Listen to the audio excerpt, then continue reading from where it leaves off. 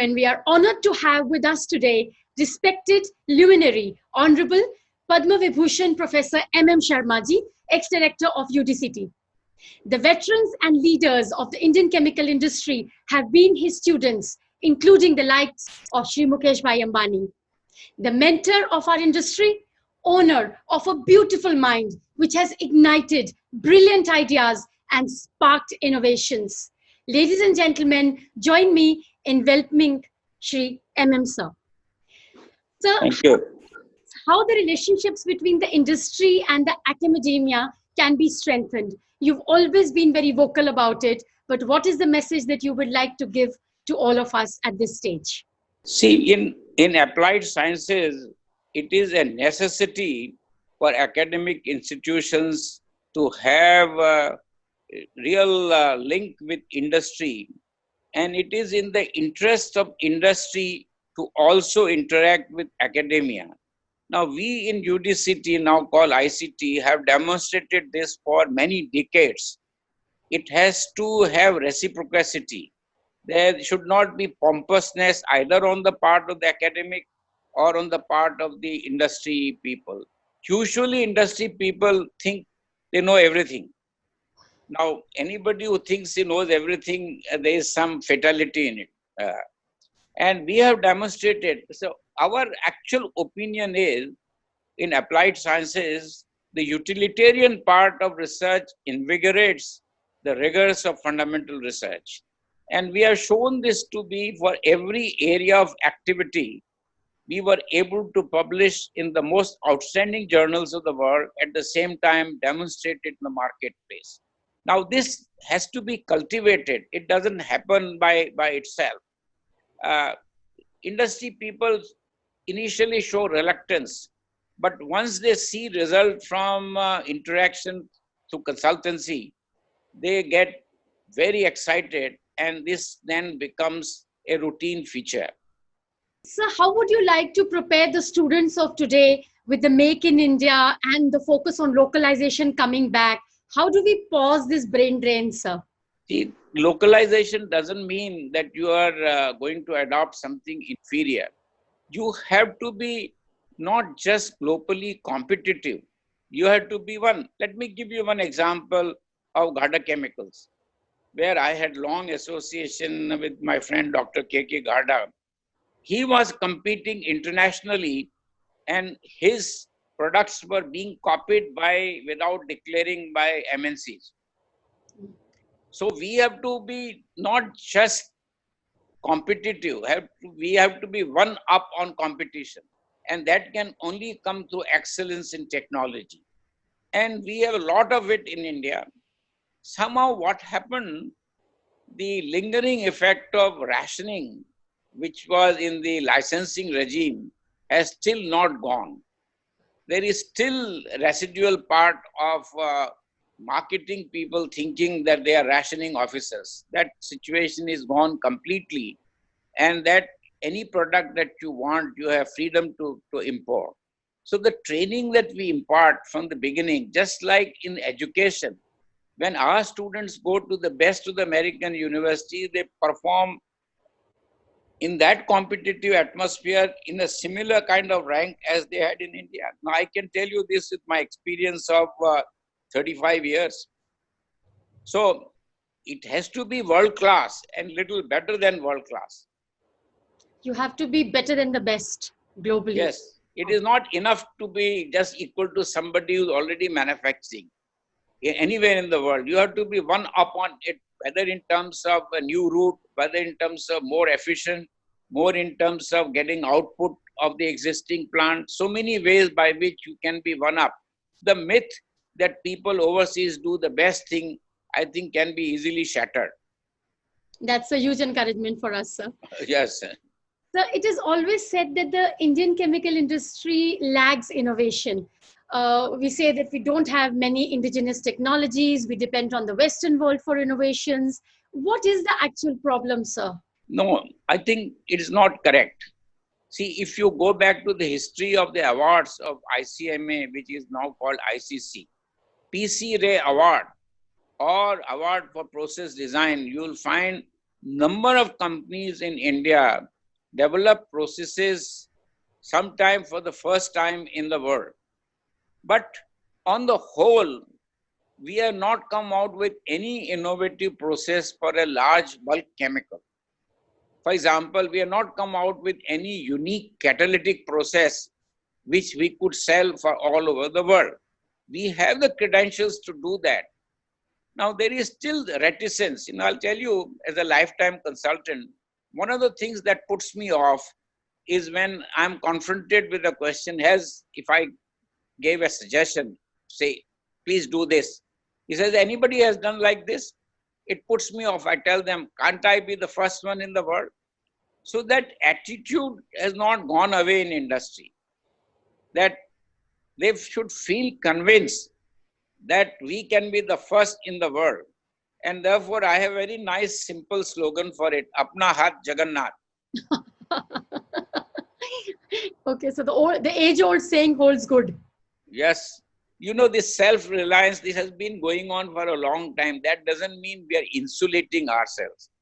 It doesn't mean that. We have to come out with processes, scale of manufacture that is globally competitive. There is no compromise on that. Okay, sir. Well, so you can't be permitting some small scale fellow who is polluting and then you say, oh, we were not developing, we are only just repeating what others have done. That's not the way to do it. See, please bear in mind, chemical industry is highly science-based. Yeah. And you can see, for example, in pharma industry, how people have been able to bypass the process. Patents come out with superior processes to make APIs. And there are many pharmaceutical laboratories, institution companies in India where even 10% plus is spent on R&D. But that is more in the pharmaceutical vertical. More in pharma. But what happens, the cost of developing, this is still for known molecules. The cost of developing what we call NCE, new chemical entities, abnormally large. And even globally, the hits are very few. If you see some of the blockbusters in the world, these big companies bought the molecule from other companies. For example, when Viagra became a great success, the molecule was bought from another company. When Gilead had a jackpot out of hepatitis C drug, that molecule was bought from another company.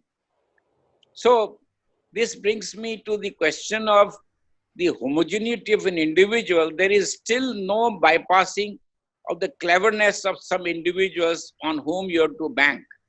And when you talk of innovation, it is a very risky thing. You have to depend upon people who have unusual ideas, who have passion. And sometimes our industry people don't have that kind of attitude. See, if you depend only on what is today, tomorrow, day after tomorrow, you cannot innovate. Innovation comes when you give people some time to think, give them a long rope on the basis that a fellow is really clever, is capable of coming out with new ideas, and you will strike the deal. There is always some risk and you have to take risk. The shocking part is when companies have a lot of surplus, they are zero debt. They don't take risk. The risk-taking capability in industry is not anywhere near what it ought to be. See, so, when you are making money, you are in a position to take risk. Yes, absolutely. That's where I have, because keep in mind, highly science-based industry means the science base has to be strong. So chemistry, chemical engineering, biology put together is what. For example, we have not come out with a new biotransformation. Why? Because our link in terms of coming out with new enzymes, totally new enzymes through evolution process for which Francis Arnold got Nobel Prize. That kind of expertise we are not having in India. And unless you have, only those biotechnology companies have succeeded in the world which had very strong links with basic research. It is documented even in financial magazines like Fortune. So all that you've guided, so the companies need to invest, they need to put more into R&D, give a little rope, give a little risk-taking capability, and then... See, don't confuse it with technical services. All the time, you have to bifurcate people who take care of problems of the plant, which will always be there. That is So, operation. so people who should be kept out, who are only doing developmental work and not solving the current problems. Agreed, sir. Absolutely. That's where the clash comes. So I'm saying there should be clear distinction between R&D and technical services. So the size of the specialty chemicals industry in India is very small and the potential is huge. What is the one thing that is holding it back, sir? I couldn't agree more with you. The potential is very large. Now, if you take some of the intermediates that go for API and pharma industry, we have done okay. You constantly hear about imports of lot of these molecules from China. Yes. Because Chinese are satisfied with very low returns. And they then develop at our cost. Imagine an item like aspirin requiring salicylic acid, major part of it is imported. Phenol required for paracetamol, one of the brand name Pinclozin, major part is imported. Now this is just not, why should we give privilege to some country in the world when the technology they are practicing is exactly the technology we can practice or we have even practiced. So, this business of 5% lower price. Now look at Japan model. Japanese will buy within Japan from Japanese companies, even if it's somewhat higher price compared to imports. Now, I'm not trying to support that you buy indigenously where the price is much higher than price at which you can import.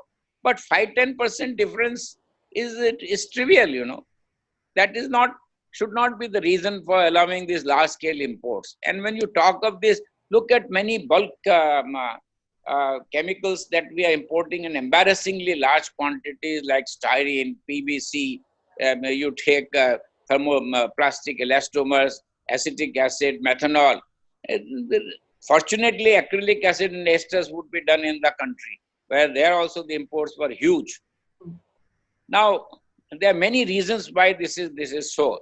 You mentioned in your questionnaire that said caustic chlorine people grumble.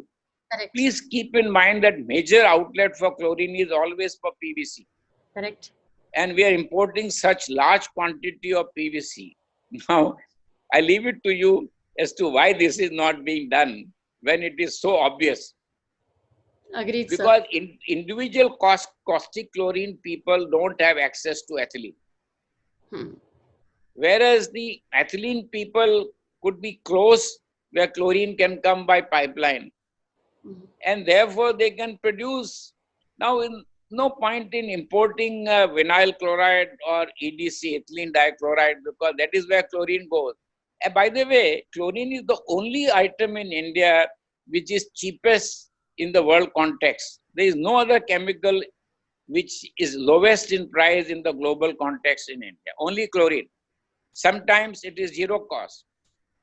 You can buy it at zero cost.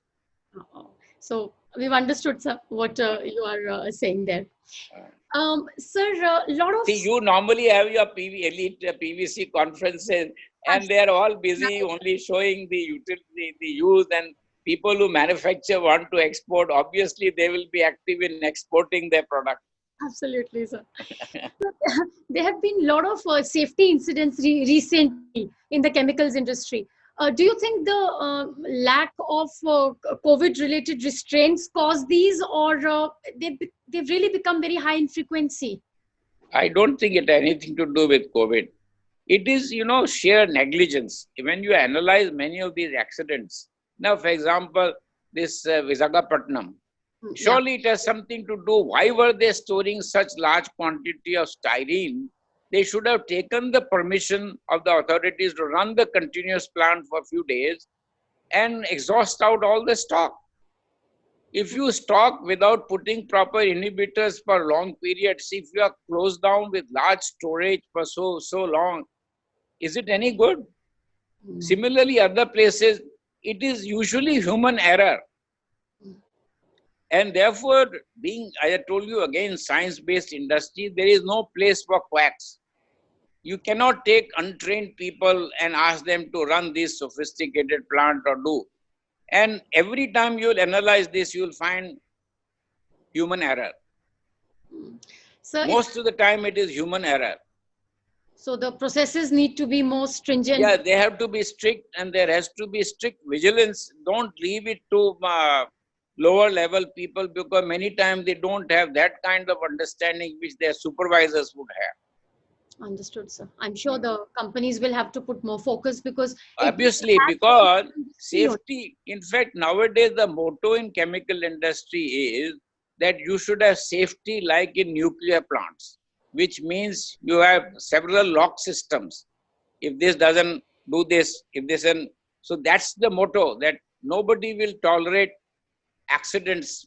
Now it's different matter that you are road accidents, they're taken for granted. Accidents in mining, people take it for granted. But that is no excuse for chemical industry to say that why you are singling us out. See, same thing in atomic power stations. Nobody will tolerate any accident that takes place. Therefore, the safety measures that they take are of such order. Similar kind of safety measures, of course, relevant to the scale of operation, needs to be taken. For example, when people used to do nitration in batch reactors, there was always a danger. Doing this in continuous reactors, where inventory is low, heat transfer is very good, you could avoid the inherent problems of safety. So the current move towards single-use plastics has changed a bit because of the great advantage that plastics have provided in the COVID situation. How does the industry now need to address the SUP challenge, sir? It's a very interesting situation. The advances in technology has become enemy. In the sense, the polyethylene technology became smarter and smarter, so that people could use thinner and thinner films. So on one hand, it was a great asset. On the other hand, it was abused because people were not disposing them properly. Strictly speaking, it was a municipal problem, and habits of individuals just say and throw it, and being very thin. If you go back to packaging 10 years ago, look at the thickness of the film and thickness of the film today, you'll see a very, very, very substantial difference, simply because technology became so smart. But look at the positive side. Just like PET, India has shown an outstanding example that how at airports, railway stations, hotels, restaurants, you can collect these PET bottles and recycle. It's an ideal case for recycling. Now, polyethylene, what is polyethylene? Polyethylene is a glorified wax. You can, if at the least, you can burn it. It will burn like any fuel. But it is possible to valorize this. Let me give you another example. Polymethyl methacrylate. Any waste from this transparent plastic can be converted back to monomer. It is not so in polyethylene. It's not possible to convert this. You can only take it to a cracker where part will come as ethylene. Whereas in the case of polymethyl methacrylate, it will come. Monomer will come. In PET, both the monomers will come, and therefore recycling becomes easier. So a lot of polymethyl methacrylate is based on the recovered methyl methacrylate from the used polymethyl methacrylate. Okay, sir. See, it is a technology problem. Is a big challenge of collection. Since our collection costs are low in India, like how much money we get for selling our newspapers? Nowhere in the world they get money for somebody to come home, collect the newspaper and pay you some money. Correct. I know every 2 weeks, since I take 3 papers and my other magazines, which I just read and throw, I can't keep on storing. I do get reasonable fraction of whatever money I spend. Actually, equal only you get it. Whatever you spend on the paper, you get it. Equal may not equal, because my expenditure is higher. But 2 main problems are solved. First, You don't have to worry about things accumulating. You don't even have to take it to the shop. The fellow comes home, collects it. Correct. So similarly, if you arrange for large places, that is how PET recycling, I understand that India PET recycling is going to approach 80%. Yes, yes, it is very high, sir.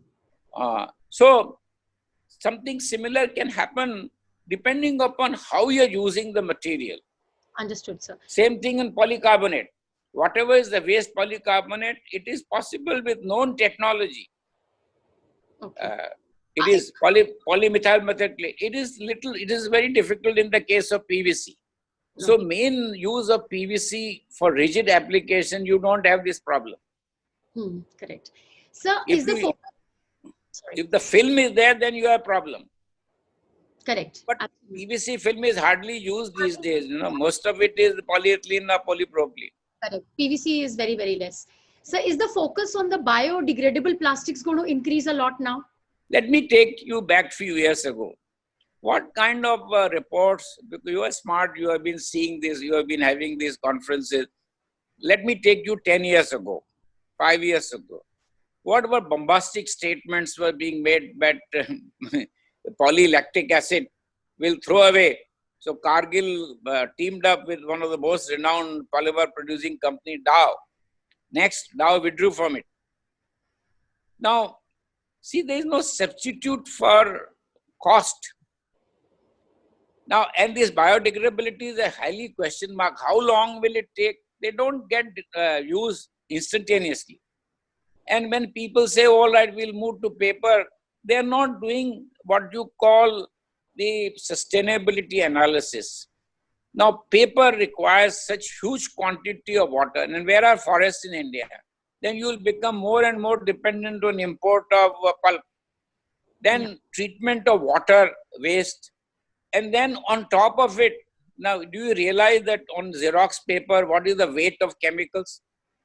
No, forget about chemicals that were used in making the paper. The weight of chemicals could be in excess of 10% on the Xerox paper. And people who are making Xerox paper are making good profit. You know. Sir, with this current wave of China, specifically recently in the last 2 days, a lot of intermediaries, chemical intermediaries are coming from China. And then we utilize them for making our finished products and then either indigenously use it or export it. How do you think this pattern is going to change going forward, sir? See, it is entirely possible. Now, let me take simple example. Why should we be importing salicylic acid for aspirin? We started making salicylic acid in India more than 60 years ago. Now, if China sells at 10% lower than the cost at which we produce, now is this justification for country to allow imports? Not that we are inefficient. My technology is same as what the Chinese are practicing. Same thing for paracetamol, for para-aminophenol. Now, we are letting these things happen, and purchase managers want to show to the management how they have saved 5 to 10% in buying out chemicals. Now, that's not the way. Why should we? I tell you, the most shocking example is of penicillin. We started making penicillin in Hindustan Antibiotics in mid-50s. Today, there is zero production of penicillin V and G. We are totally dependent upon penicillin import from China. We have all the cephas that you make from penicillin, most of the antibiotics that are used today, nobody uses penicillin directly, only the derivatives of the penicillin, which are all chemical modification. We are totally dependent upon this thing coming from China. It's not that Chinese were very efficient in producing penicillin, no. So, it's very clear-cut cases that why we should, now I started, let me tell you something bluntly. I was seized of this problem a few years ago. I tried to share this with management of companies. Please select some where your outgo is much, develop technology and build tollers so that you will also improve MSMEs. You will also promote more MSMEs. It falls flat on the ears of the top management. They will give, yes, we should do it, we should do. But they don't do. Because they are seeing, oh, tomorrow how I am competitive. This, I'm getting this raw material lower price. There is nothing which is so unique in the technology. Let's take citric acid. We started making citric acid long time ago. That too from cane molasses, which nobody else was doing. Then the unit was closed because the Chinese are selling at a ridiculously lower price. Not that they are very efficient. They had absolutely some novel biotechnology process, nothing of the kind. So you do case by case analysis, and I bet majority of them we can conveniently manufacture in India. They may need some protection, not excessive protection, and change in the mindset of people. Fortunately, what has happened with the present virus, the whole world, including Europe and United States, are saying they don't want to depend on China. They must have alternate sources. India also, now they are talking. In fact, PMO's office gives instructions, not chemicals ministry. I know a PMO's office saying that reduce dependence on imports from China. Well, you don't need the PMO to tell you that. It is obvious. Now, give me another example, metformin. Everybody knows that diabetic patient metformin is indispensable. We are supposed to be one of the largest manufacturers of metformin. But hang on, all of it is critically dependent upon dicyandiamide to be imported from China. So what is the use of our claiming that we are the largest manufacturer when we are actually vulnerable? Now, it's not that we never manufactured dicyandiamide in India. We did. Long ago. Long time back. We've not built on it. Understood, sir. Sir, what you're really saying is that we have the technology, and only because of a little price advantage that we get because China is able to give in volumes, we trade off in that and we do not buy it locally, and they have been able to build on that, is what I understand. Look at it other way. You know what percentage of our formulated drugs are being exported? You take agrochemicals. Just now a big war is going on because suddenly government decided to ban 27 agrochemicals. You must have read about it. There's a big fight going on. Now, a lot of these are exported. Now, how can you export if those countries had banned these items? Obviously, they are allowing those items, including United States, Australia, Brazil, and all. So, sometimes saying that I am the largest producer and you are forgetting the inside part of it. I know of companies say I'm the largest manufacturer of metformin and I'm globally. And then I said, what about if I plug the supply of dicyandiamide, what will you do? The other component you are getting in India, but the critical component is dicyandiamide. So this becoming, partial dependence, I can understand. But total dependence is just not acceptable. Absolutely, sir. Now you say, some people say methanol economy. Or if our natural gas cost is high, which is the dominant cost in making methanol, how would our methanol be globally competitive? So you cannot make something out of nothing. Agreed, sir. So we have to understand these implications. Sir, I think this voice, what you have actually said so bluntly today, this message is across the industry.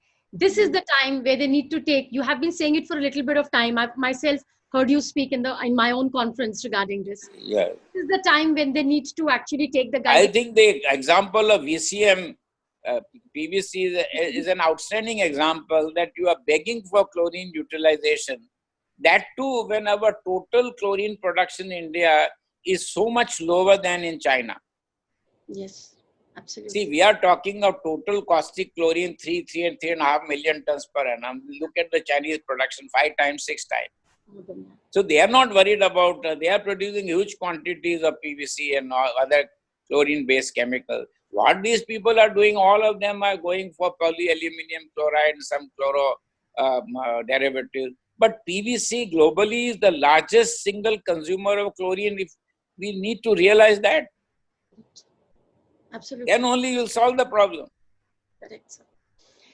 Sir, I think only you can say the way you do. No one else. Look at, I'm not bothered because I'm not looking for favor from anyone. And what I wanted to say is that in this time, when people are, having a little time to look back at everything, analyze by taking 2 steps back, your advice and your guidance is going to be like gold to them. And everyone should take it with open hands, like we take from a guru. See, I mentioned to you that few years ago, I was pleading for many of these items on which we are critically dependent. And other exercise we took was, let's work out the best route on paper. What would be the cost?